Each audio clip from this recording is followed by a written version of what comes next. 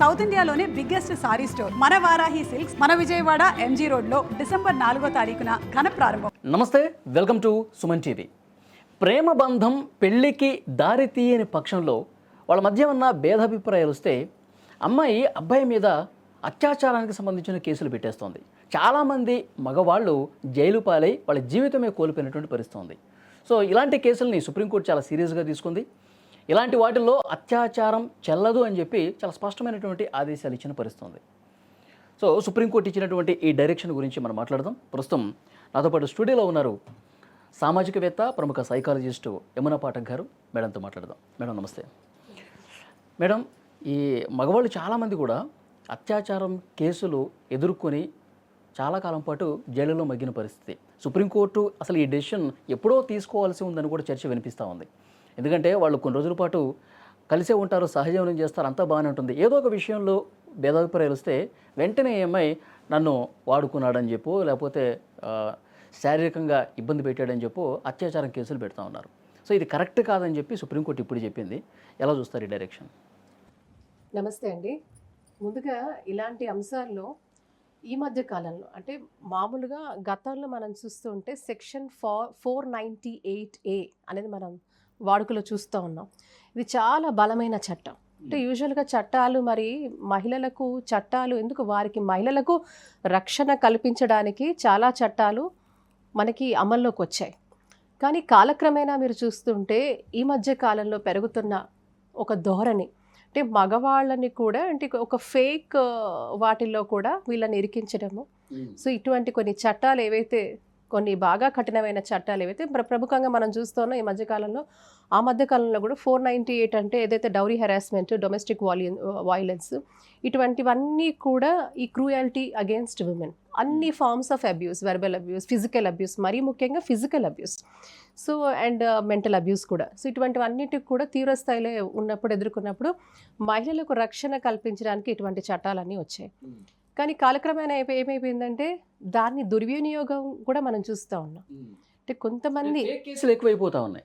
ఎగ్జాక్ట్గా ఇప్పుడు ఇది చాలా క్లిష్టమైన పరిస్థితి. ఈవెన్ సుప్రీంకోర్టు మీరు తీసుకుంటే ఈ మధ్య కాలంలో మీరు 2024, 2025 మధ్యలో కూడా సుప్రీంకోర్టు చాలా మన కేసెస్ ముందు చూస్తుంటే ఒక చిన్న కేసు గురించి మీకు చెప్తారు. రాజేష్ చెడ్డా versus state of Uttar Pradesh 2025 INSC 671. ఇందులో ఏంటంటే ఈ తీర్పులో సుప్రీంకోర్టు మరోసారి హెచ్చరించింది. ఏమని? మ్యాట్రిమోనియల్ డిస్ప్యూట్స్లో 498 వంటివి బాగా పరిశీలించాలి అని చెప్పింది. ఎందుకనంటారు?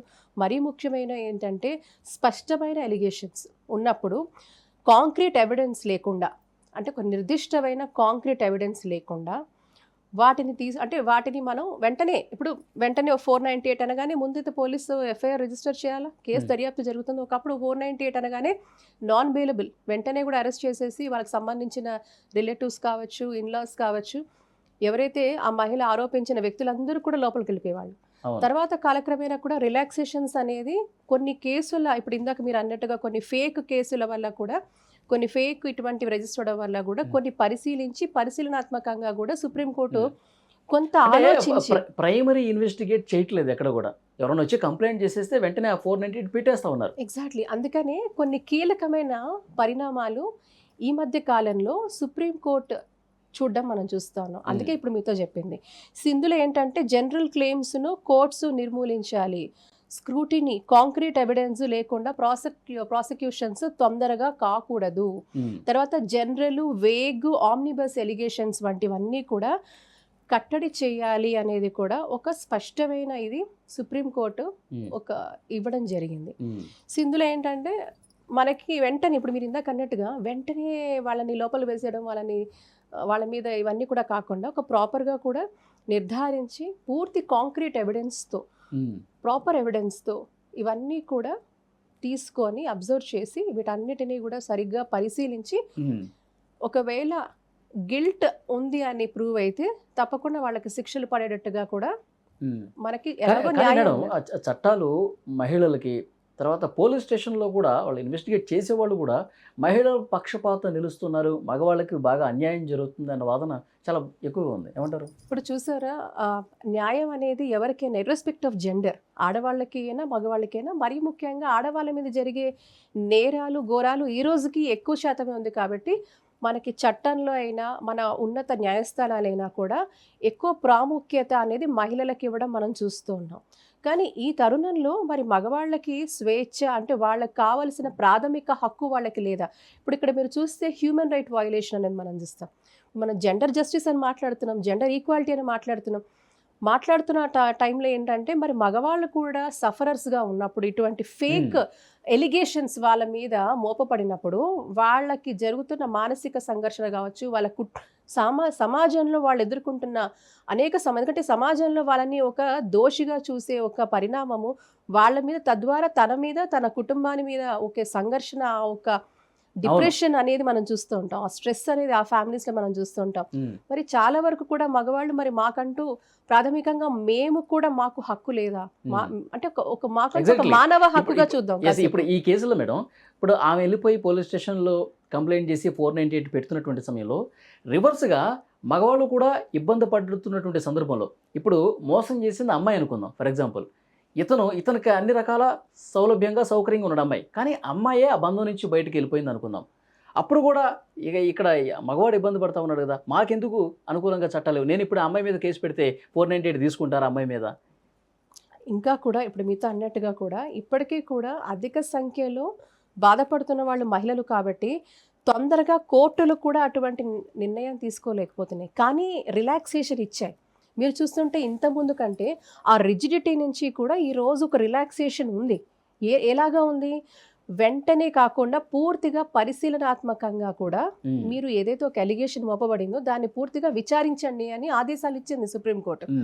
మీరు పూర్తి ఆధారాలు సేకరించండి, పూర్తి ఎవిడెన్సెస్, కాంక్రీట్ ఎవిడెన్సెస్ అనింది. ఓకే, మీరు ప్రూవబుల్ ఎవిడెన్సెస్. ఎవిడెన్స్ సంపాదించిన లేదు 498 పెట్టినప్పుడు కూడా దాన్ని పూర్తి స్థాయిలో విచారించండి, తగిన ఆధారాలు సేకరించండి, కాంక్రీట్ ఎవిడెన్స్ తీసుకోండి, దానికి తగిన పూర్తి సమాచారం తీసుకోండి అని కూడా చాలా స్పష్టంగా కూడా చెప్పడం జరిగింది. సో తద్వారా ఏమవుతుందంటే until and unless if at all అది ఫేక్ అని ప్రూవ్ అయితే అలా కొట్టిపారేసిన కేసులు కూడా ఉన్నాయి. అంటే కోర్టు వరకు కూడా ఒక కాంక్రీట్ ఎవిడెన్సెస్ చూపించలేకపోతే అది ఫేక్ అని తెలిసిన తర్వాత ప్రూవ్ చేయగలిగితే, చట్టపరంగా ప్రూవ్ చేయగలిగితే అట్లాంటివి కూడా వాటి నుంచి విరమణ కూడా పొందిన పరిస్థితులు మనం చూస్తాం. ఇలాంటి ఫేక్ కేసులు పెట్టే వాళ్ళ వల్ల జెన్యూన్గా బాధపడుతున్న వాళ్ళు, జెన్యూన్గా ఇబ్బందులు ఎదుర్కొంటున్న వాళ్ళు కూడా ఆ కోవకే లెక్కగట్టే ప్రమాదం ఉంది. నేనైతే ఒకటి స్పష్టంగానండి, నేను స్త్రీని అయినప్పటికీ కూడా ఒక మాట చెప్పాల్సిన అవసరం ఏంటంటే మనం డెఫినెట్గా ఇది ఒక మానవ హక్కుగా చూడాల్సిన అవసరం ఉంది. ఎందుకంటే సరే ఎక్కువ శాతం మహిళలు సఫర్ అవుతున్న పరిస్థితి ఈ రోజుకి ఉన్నప్పటికీ కూడా మగవాళ్ళు కూడా వాళ్ళది కూడా ప్రాణమే, వాళ్ళకి కూడా జీవించే హక్కు ఉంది, వాళ్ళకి కూడా డిగ్నిటీ ఇవన్నీ కూడా ఉన్నాయి, వాళ్ళకి రైట్స్ ఉన్నాయి, ఫ్రీడమ్ ఉంది. మగవాడిని అకారణంగా కూడా హింస, ఎటువంటి హింస అయినా, మళ్ళీ చెప్తున్నాను, అబ్యూజ్ అనేది, హింస అనేది కేవలం ఆడవాళ్ళకే వర్తించదు. When you talk about human right violation మాట్లాడుతున్నప్పుడు మగవాడికి కూడా మానసికంగా, శారీరకంగా, నాకు తెలిసి దెబ్బలు తింటున్న మగవాడు కూడా చాలా మంది ఉన్నారు. కాకపోతే ఈ సమాజం ఈరోజు మగవాడిని దెబ్బలు తింటున్నాను అని చెప్పడానికి కూడా మగవాడికి చెప్పే స్వేచ్ఛ లేదు. ఎందుకంటే ఎందుకంటే సమాజం పూర్తిగా కూడా ఒక ఎస్టాబ్లిష్డ్ ఫేత్స్తో, ఎస్టాబ్లిష్డ్ వీటితోనే మనకి ఆ నెరేటివ్స్తోనే నింపబడింది. అంటే మగవాడు ఏడ్చినా, మగవాడు ఏదైనా చెప్పినా, మగవాడు నాకు ఇలా అబ్యూస్కి గురవుతున్నాను అని చెప్పినా కూడా సమాజం హేళన చేస్తుందనే ఒక భయం కూడా తీవ్రంగా ఆ మగవాళ్ళని కృంగదీసే విధంగా ఉంటుంది. కాబట్టి ఇటువంటివన్నీ కూడా చాలా చాలా సున్నితమైన అంశాలు. వీటిని చాలా, అంటే నాకు తెలిసి రానున్న రోజుల్లో చట్టాలలో కూడా సవరణ జరుగుతుంది అనుకుంటున్నాను. ఎందుకంటే ఇలాంటి సెన్సిటివ్ ఇష్యూస్ కేవలం ఇందాక ఇప్పుడు అలాగే సవరణలు తీసుకొచ్చింది కదా సుప్రీంకోర్టు, జాగ్రత్తలు తీసుకోమని చెప్పింది కదా, ఒక రిలాక్సేషన్స్ అనేవి ఇచ్చింది కదా. బ్లైండ్గా కాకుండా కూడా ఆధారపూర్వకంగా కూడా ఎస్టాబ్లిష్డ్ ఫ్యాక్ట్స్తోనే కేసు బలపడే విధంగా ఎవరి సైడ్ ఉంటే వాళ్ళకి న్యాయం చేయమని సుప్రీంకోర్టు కూడా అలాంటి గైడ్లైన్స్ ఇష్యూ చేస్తూనే వస్తుంది. సో ఇక్కడ ఏంటంటేనండి, చట్టాలు, న్యాయం అనేది ఒక పరిమితి. ఈరోజు సమాజంలో ఉన్న స్త్రీ పురుషులు ఇద్దరు కూడా ఎవరు కూడా ఏ ఒక్కరిలో బ్యాలెన్స్ లేకపోయినా కూడా సమాజం అనేది పూర్తిగా కుంటిపడిపోతుంది. కుటుంబ వ్యవస్థ కుంటిపడిపోతుంది, రిలేషన్షిప్స్ కుంటిపడిపోతాయి. కాబట్టి ఇక్కడ ఏంటంటే లాంగ్ రన్లో అక్కడ ఉన్న ఆడవాళ్ళు కావచ్చు, మగవాళ్ళు కావచ్చు, ఇద్దరు కూడా ఏదో రకంగా సఫరర్స్ వాళ్ళు. ఒక సైకలాజికల్గా ఆ సఫరెన్స్ అనేది వాళ్ళలో ఉంటుంది. సో ఇక్కడ ఏంటంటే ఫేక్గా ఇలా మగవాళ్ళని హింసించడం, అండ్ అన్నిటికంటే ముఖ్యం ఈరోజు ఈజీ మనీ అయిపోయింది. డబ్బు కోసం కూడా ఇటువంటివి అన్నీ చాకచక్యంగా కొంతమంది మహిళలు చేయడం అనేది మనం చూస్తూ ఉన్నాం. డబ్బు కోసం మగవాళ్ళని హింసిస్తూ వాళ్ళ మీద ఒక ఇలాంటి ఫాల్స్ ఎలిగేషన్ వేసి ఇలాంటి తప్పుడు కేసులు వాళ్ళ మీద వేయడం కూడా మనం చూస్తూ ఉన్నాం. Absolute harassment. చాలా నాకు తెలిసిన కొంతమంది, నేను నేరుగా చూసినది, దాదాపు 23 సంవత్సరాలు కలిసి ఉన్న ఇద్దరు భార్యాభర్తలు, ఆ భార్య తనకి వేరే ఒక అఫైర్ వల్ల ఈ భర్తని 23 సంవత్సరాలు ఉన్న పిల్లలు, పెద్ద పెద్ద పిల్లలు ఉన్నారు వాళ్ళు, అఫైర్ వల్ల ఆ భర్త మీద 498 అప్పుడు వేసిందండి. సో 23 సంవత్సరాల తర్వాత 498 వేసింది, దౌరీ హెరాస్మెంట్ అని. మరి మనం దీన్ని ఎలా చూస్తామంటారు? అంటే సమాజంలో ఉన్న వింత పోకడలు, మనిషిలో ఒక స్వార్థము, మనిషిలో ఒక నైతిక విలువ తగ్గడము, ఇలాంటి అనేక కోణాలు మనం చూసుకోవాల్సిన అవసరం ఉంది. మరి చట్టపరంగా దీనికి ఏమన్నా జరుగుతుందా అంటే అలాంటి సంస్కరణలు రావాలి, ప్రభుత్వాలు పూనుకోవాలి. నాకు తెలిసి ఎప్పుడైతే ఈ యొక్క సంఖ్య కూడా పెరుగుతున్న క్రమం మనం చూస్తూ ఉన్నాం. రోజు రోజుకి నాకు తెలిసి భార్యాభర్తల సంఘాలు బోల్డ్ ఉన్నాయి. ఇదే హైదరాబాద్లో ఉన్నాయి, తెలంగాణలో ఉన్నాయి, ఆంధ్రప్రదేశ్ రాష్ట్రంలో ఉన్నాయి. నాకు తెలిసి భారతదేశం అంతా కూడా భార్యాభర్తల సంఘాలు కూడా ఉన్నాయి.